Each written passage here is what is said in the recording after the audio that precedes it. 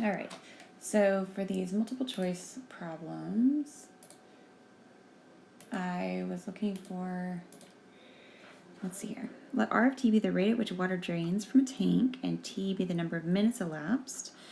Which of the following best describes that thing? Okay, so R of t is the rate at which yeah, so if I want to do this accumulation over the first four, from minute 1 to minute 4, so that would be the number of gallons of water. Let's see here. The change in the rate, change in the number of gallons from 1 minute to 4 minutes. Yeah. So when I take that integral, I'm looking for a change in the number of gallons here. So the change in the number of gallons. So an integral is an integral of a rate is the net change. That's kind of the idea. Let f be a positive strictly increasing. Which of the following approximations is the largest? So it's positive and strictly increasing.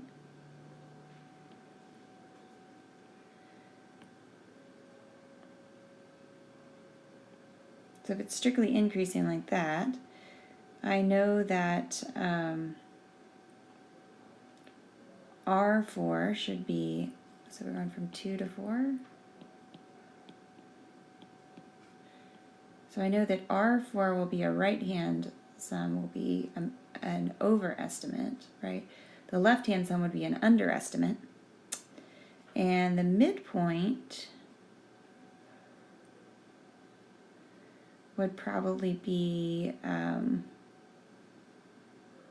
if it's strictly increasing, yeah, the midpoint's going to would be smaller than the right-hand sum. So if it's strictly increasing, then the right-hand sum would be the greatest. Okay, suppose f is an even function, and we have that. Find integral from 2 to 5. Okay, so if we have an even function,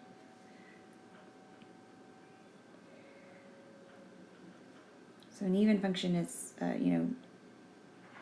has this symmetry about the x-axis, something like that.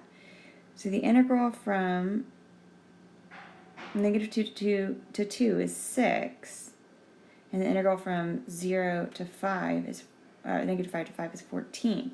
So since it's even, that means that the integral from 0 to 2 would be half of 6.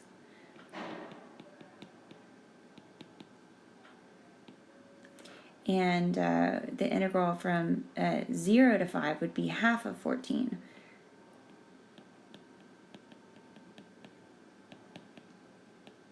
Okay, and so then I want the integral from 5 to 2. So the integral from 5 to 2, or from 2 to 5, excuse me, f of x dx, will be the integral from 0 to 5, f of x dx, minus integral from 0 to 2, f of x dx. And this I know to be 7 minus 3, which is 4, is the correct answer. Okay. So let me switch over to the next page. Okay. So on this one, I'm given an expression that's the Riemann sum approximation of which of the following. So the 3/10, let's see here. So I'm dividing it up into 10 pieces here, and it's an interval of length 3. So these are the only ones that are intervals of length 3, because they go from 1 to 4, 1 to 4. Yeah. So if I plug in 1 first, if I plug in 1 for k, I get 1 plus 3/10. So it's going to be a right-hand sum.